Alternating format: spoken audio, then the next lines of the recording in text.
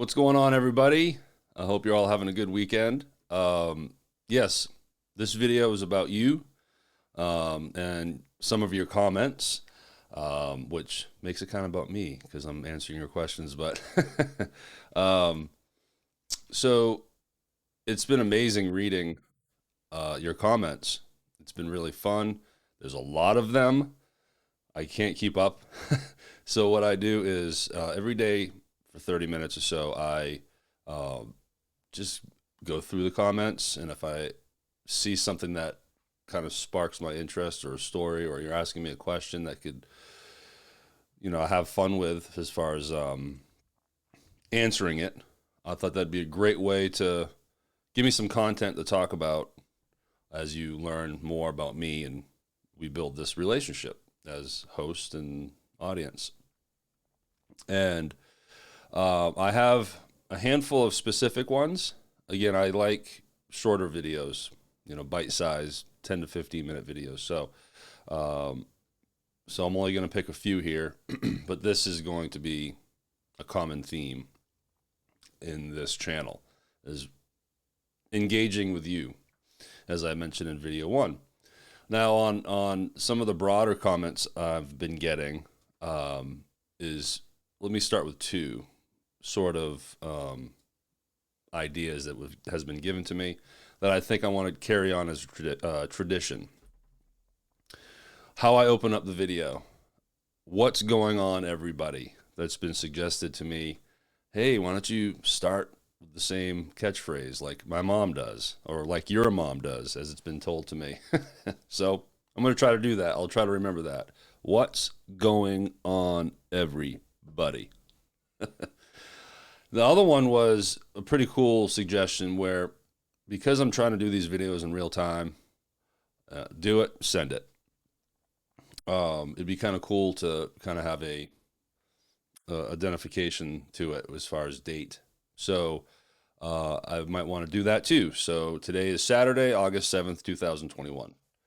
And I thought that was a good idea because someone might be watching this video a year from now, and it can put them into perspective of when it was recorded. I know you can look at the dates, but I don't know. I'd love your suggestions. If that's annoying, let me know. Gosh, I can go on and on about the love you give my mom. That means the world to me, and it really, really shows how awesome of an audience you are. I'm blessed to have been thrown into this ocean of people, because I don't know, you guys are cool. You guys are super nice and very supportive and nice to my mom, which is cool. Probably nicer than I am. Just kidding. And but very nice to me. And one of the compliments I've been getting a lot of is my voice. And that's really cool because my last video was about being, a working musician for 20 years. And I'm not a singer at all. Never have been, never will be.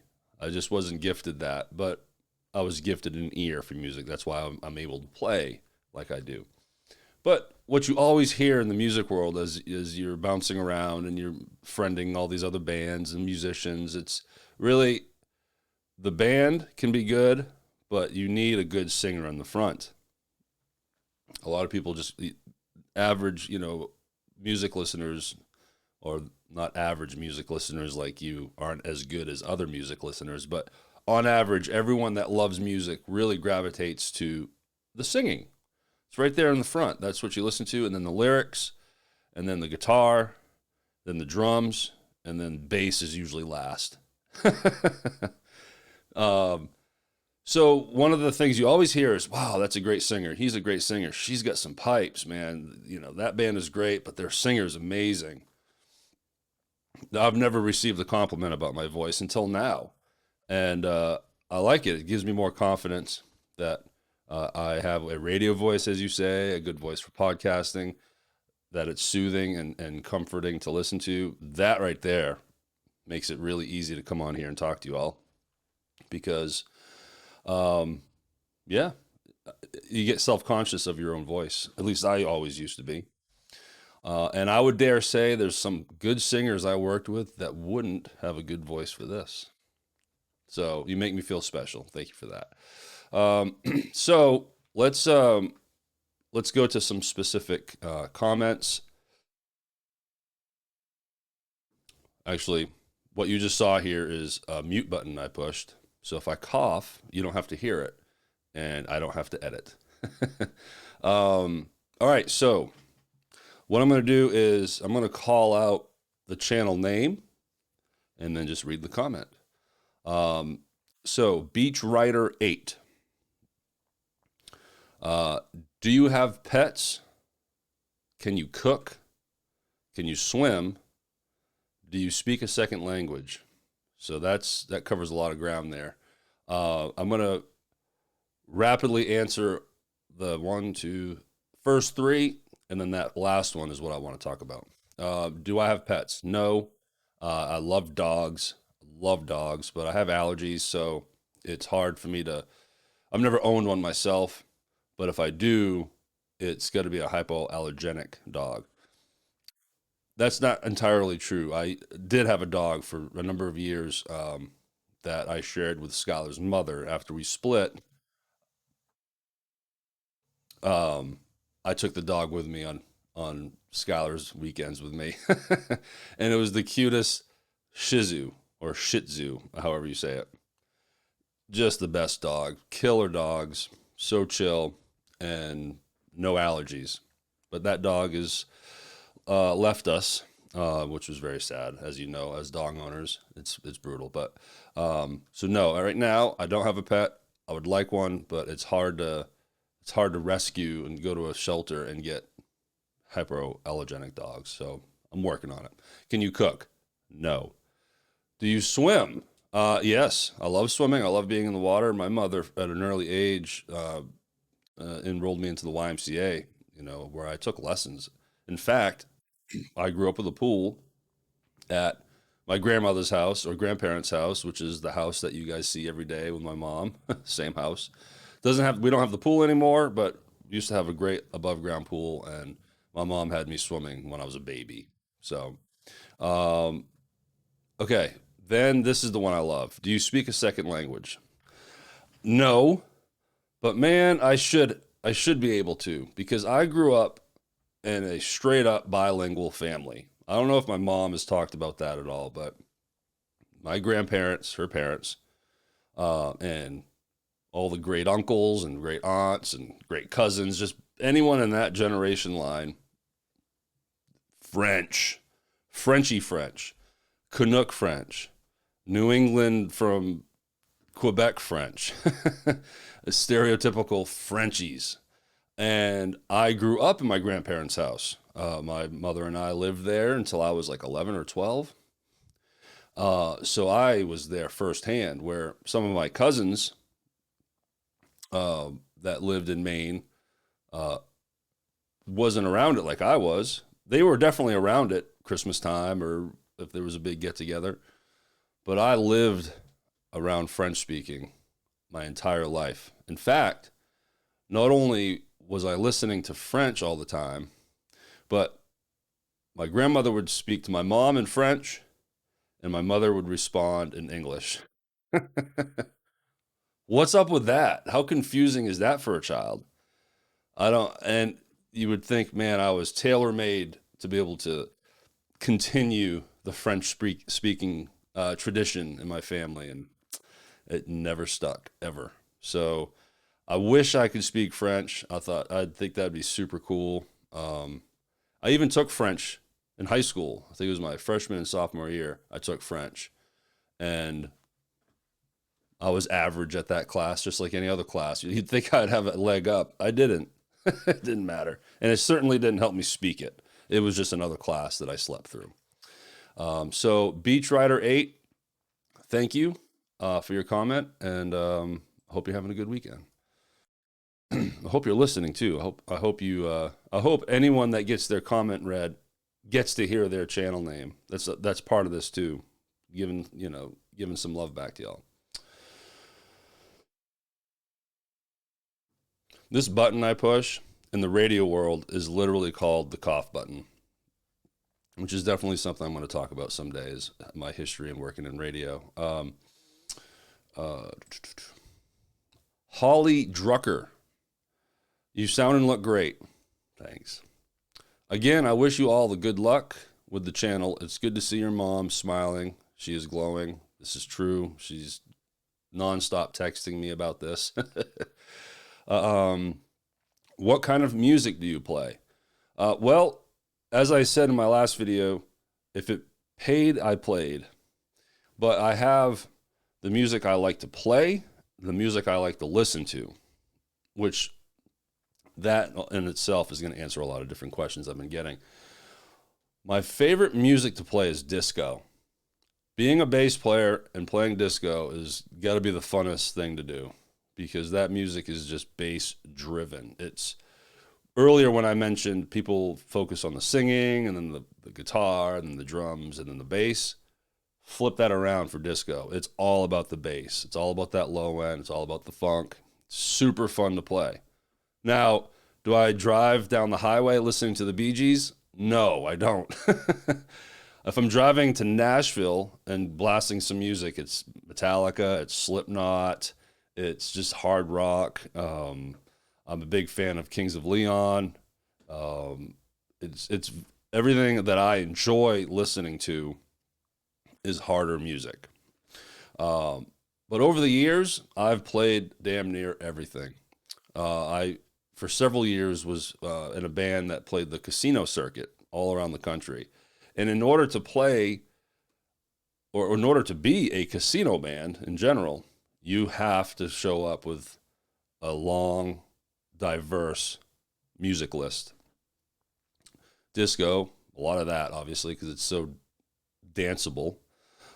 Country, rock, pop. I mean, I would go from AC/DC playing Back in Black to a Christina Aguilera song to a George Strait song to back up to the Bee Gees, Casey and the Sunshine Band, then Motley Crue. We played everything. It was a great learning lesson. I started playing in that band in 2006, shortly after I moved to Nashville, and it just propelled me as a musician. It was like going to college. It forced me to learn all these different styles, which really set the tone for me thereafter. So, I guess that's the long of the short. I've had to play pretty much everything. Some things I've never had to play, which is nice. I've never had to play polka. That's not Wisconsin, sorry, but it's not something that's in my lexicon as far as music I listen to or play. I've never really had to play reggae, which is unfortunate because again, like disco, reggae is all about the bass. That is the key. That is the magic sauce, the secret sauce to reggae is the bass. But thank you, Holly Drucker. I hope that answered your question. All right, let's go to the next one. What's this one here? All right, this is Jody Larson. I'm very excited for you. I can't wait to hear your stories. Well, that's good because I'm telling you one right now. I couldn't figure out how to leave a comment on your discussion board from my phone. Don't worry, I didn't know there was a discussion board until my mother showed me how to do it. Didn't even know that existed. Okay. You asked us to leave a comment about the state we are from. I'm from Wisconsin. Have you played here? If so, I hope you liked it here. Your mom is the best, and I'm so happy for y'all. Thank you. So, the reason why I picked this one out is because of Wisconsin, because you are from Wisconsin, Jody Larson, and I love Wisconsin.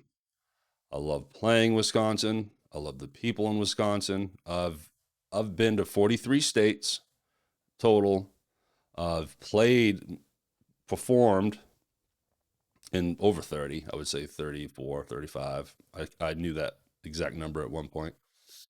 And I can speak for every musician I've played with, every musician I've known, and just in my circle of music friends, I can speak for all of them. Wisconsin is the funnest state to perform in. Period.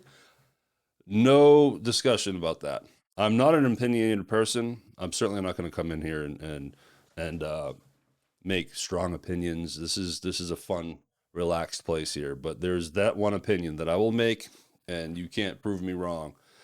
Wisconsin is the best state for live music, hands down. They win. You win, Jody. Your state wins. I have played several different festivals in Wisconsin. I've played Summerfest at the Harley Davidson stage, uh, and mostly I've played in. Um, no, I'm drawing a blank. Gosh, what's going on here? Uh, a place called Red Rock Saloon in Madison, and goodness, I'm coughing today, and I can't think of the. Oh my God, this right here is why I appreciate the fact that you don't mind me not editing, because this would be an edit for sure. um, because I can't think of the the main city in Milwaukee. What's going on?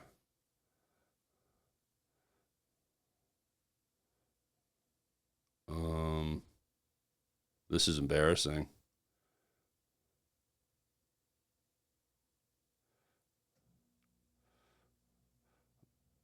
Anyways, I've played in Milwaukee so much that it's just so much fun in Milwaukee.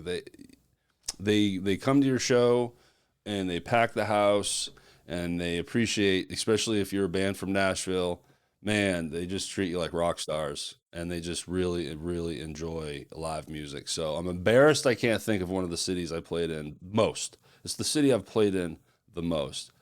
Please leave a comment and make fun of me the fact that I can't think of the city.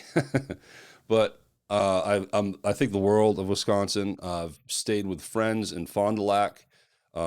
Someone mentioned that at one point they used to let bands stay at their house and cook for them, and the musicians would be skewed all over the living room and everything. Well, my casino band that I was in, we had some friends in Fond du Lac, Wisconsin, and that we would stop there and hang out and eat their food and sleep on their couches.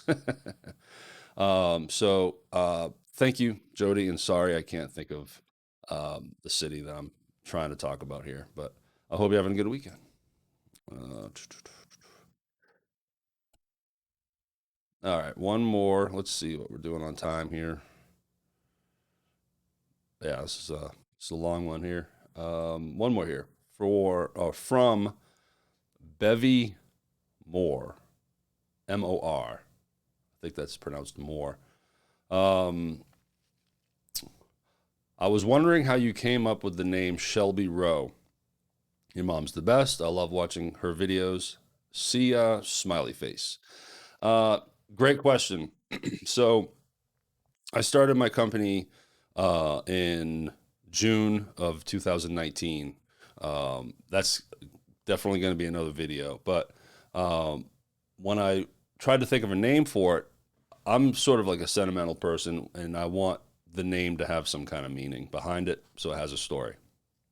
So I wanted to somehow represent both Memphis and Nashville because those two cities are ingrained in me. I lived in Nashville for 5 years, did the music thing, and then moved to Memphis and continued the music stuff. But I've been in the Memphis area now for 10 years, 11 years. So it's these cities are a big part of my life. So I wanted to figure out and come up with a name that represented both cities. So the word Shelby represents Memphis. Uh, Shelby County, that's Memphis. The big, one of the main throughways here is called Shelby Drive. Um, just the word Shelby is very synonymous with Memphis. So that represented Memphis. And then Row represents Nashville because of Music Row. Now, for some of you that don't know, there's a section of Nashville where it's two streets and two or three cross streets. So it's like 3 to 4 blocks. And that area is where all of the record labels are, the publishing houses like BMI and ASCAP, and all the legendary recording studios back when that's where you had to go to record. Now everyone can record in their bedroom, and everyone has their home studio. So it's watered down a little bit now in Nashville. Not a little bit, a lot. But um, legendary studios and Music Row. So it's not the name of a street. It's just the name of that little spot, that little area. I've never had the fortune to actually be associated with that area. I've never been in a band that was signed to a record deal. I'm certainly not a songwriter. I've never worked in one of those studios. But again, Music Row is synonymous with Nashville. That is between that and Lower Broadway. Lower Broadway is the party spot. That's a 5 block section downtown where all the honky tonk bars are at, and that's where the party's at. But I didn't want to call my company Shelby Broadway. I thought Shelby Row sounded cool. So um, that's how I came up with the name. And SRP is kind of the short version. But I've been very fortunate to be able to have this business. And I like being able to tell the story behind the name for this reason. So, well, I'm like 20 minutes here, so I want to wrap this up. Thank you for listening. If you're still watching, I appreciate you hanging out. And you guys are the best. I love working. I usually say I love working with y'all. I love, well, I guess I'm working with y'all, but I love talking to you guys. It's so cool that I get to do this and have an audience that appreciates someone just yapping into a microphone.